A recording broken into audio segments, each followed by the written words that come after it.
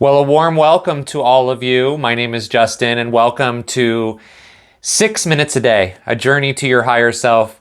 This is day number 11 of our free training series, and I want to welcome those of you who are brand new to this YouTube channel or this podcast, and let you know that, and remind all of you that you can take any of these trainings that are in this 6 minutes a day. We've had 10 of them so far. You can take any of them at your own pace, at your own leisure. You can review them. They're all in a playlist on YouTube and in your favorite podcast app.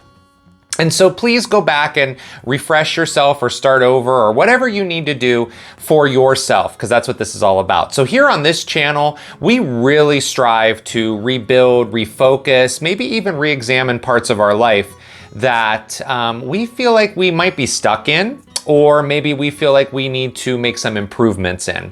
And so at the beginning of this program, we started to talk about where we are in our lives, and we also took a look at a couple of areas of our lives. We then moved into habits and routines, and we identified what the difference between habits and routines are. We also talked about some ways to get into some healthy routines and build healthy habits by morning routines and evening routines, doing journaling, doing exercise. So all of that we have covered already. So we've really gone into the physical. We've looked around at our lives physically. We've looked around at what we're doing physically in our habits and our routines. We are now going to move into mindfulness, working into the mind and linking the mind to the physical, which is yoga. Yoga is all about moving your physical presence with your mindful presence, a spiritual connection. Everything becomes connected. And so we're now moving into that mind connection. And so what we're going to do this week is discuss anxiety, fear, and worrying. And so let's get right into that. But before we do, actually, I want to make this disclaimer to all of you.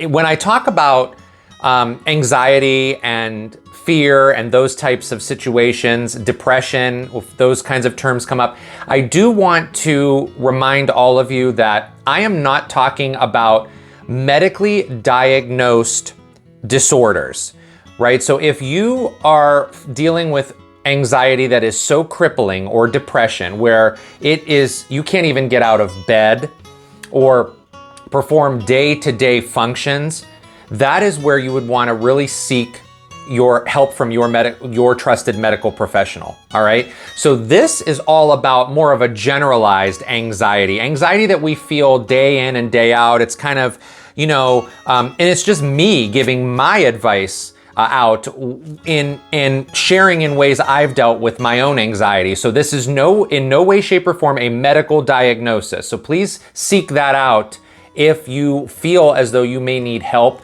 or if you are dealing with something that may require some medication, because there are medications out there that help and they work wonders. So with that disclaimer being out there, let's talk about what anxiety really is. It is a physical response to a trigger. So we talked last week about when you run into habits and you create habit loops. Generally, when we perform a habit, it's because we're trying to achieve a certain outcome. When we are triggered by something, we generally will feel something, right, in our bodies. So anxiety can be felt in all areas of your body. For me, when I feel anxiety, I feel it in my stomach. It feels like my stomach has butterflies. I often can feel anxiety in my chest. So anxiety is that physical response. Now, I want to point something out when it comes to anxiety. When you become excited about something, sometimes those same physical responses come up, don't they? So if you haven't seen somebody for a long time, or you're going on an exciting trip and you're just beginning that adventure, you may feel those same symptoms. You may feel maybe the stomach, the pit in the stomach, maybe your heart starts to race a little bit. Your brain sometimes doesn't know the difference between something that you perceive could cause you harm and something that you perceive could cause you pleasure. So Anxiety can mimic, the symptoms of anxiety can mimic the symptoms of being excited. Where we tend to get stuck with anxiety is referring back to what I talked about last week, habit loops. And when you get into habit loops of thinking about things on repeat without an immediate solution, our bodies start to physically become disoriented and disjointed, and we start to get all those feelings and agitated and stuck and closed off, all those feelings that your body produces with anxiety. Sometimes that's a good feeling if it propels you to create a healthy routine. Where it becomes unhealthy is when there is not a solution in front of you and you start to spin those ideas in your brain until your brain formulates a solution so that you can feel better. So let me give you an example. If you don't know what to make for dinner and it's 3 o'clock, 4 o'clock in the afternoon, and suddenly it's time to feed everybody, and you think, oh no, I haven't thought about what to have for dinner, and suddenly you feel that anxiety come on, like, oh, what's in the refrigerator? What's at home? Do I need to go to the store? And it propels you to take action for what you're gonna make for dinner. Well, all right, I've got hot dogs in there, I've got chicken, I can make some wraps, whatever it is. And it propels you to make a plan, and then you execute the plan. That is an example of anxiety helping you slightly. It pushes you to make a decision to create that plan. Where anxiety does not serve us is in a situation where you're in a relationship. Here's an example. You're in a relationship and the other person might be having a bad day. And you sense that bad day coming from that person, or that person is acting strange, and your immediate thoughts go to, uh-oh, it's about me. It's about me. Did I do something? And then the anxiety starts to build. But guess what? You can't make a plan right then and there to fix how you feel, because you're in the relationship that you're in, whether it's your friend or your partner or your children or your family, whatever it is, you can't change their behavior. So the loop starts and the anxiety builds, and you're trying to, what should I do? Should I act a little different? Should I try to do something for them? And that anxiety builds up, but you can't change anything about that because the other person has to make the change. So when the anxiety builds in that way, it can create that spinning loop and loop and loop. And in other situations, if we work into worrying, which we'll talk about more about this week, when those thoughts spiral and spiral and spiral and spiral, it could lead to even more physical response out of your body, which we know can sometimes lead to panic attacks. And so what we're really trying to do here when it comes to anxiety is this.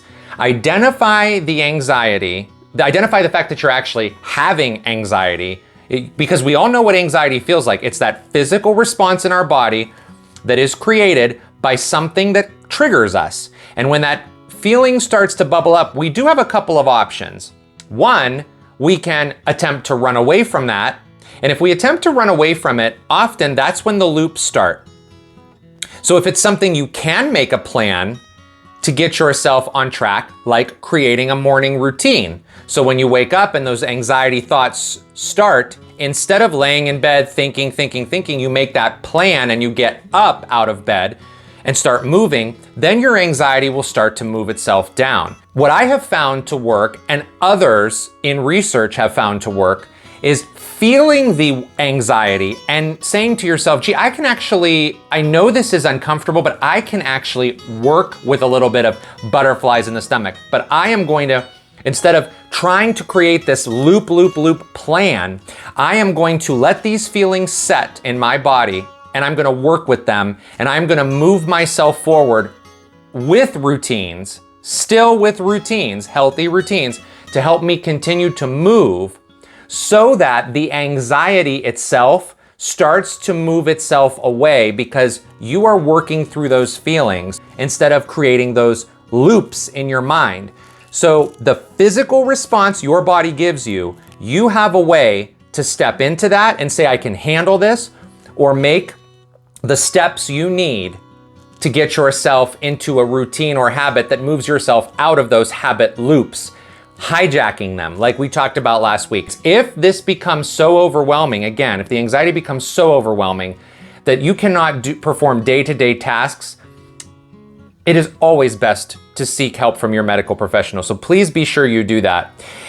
I want to thank you all for being here. I hope that today's training has been helpful to you, really realizing the strong connection between how your thoughts produce anxiety in your physical body and how you can start to regulate that. And we'll continue talking about that as we move forward. So I hope you guys have a fantastic rest of your day today, whenever you're watching this or listening to this. And just remember this: every time you smile, every time you feel that joy or happiness, relish in it for a moment, because you deserve it. I'll see you soon.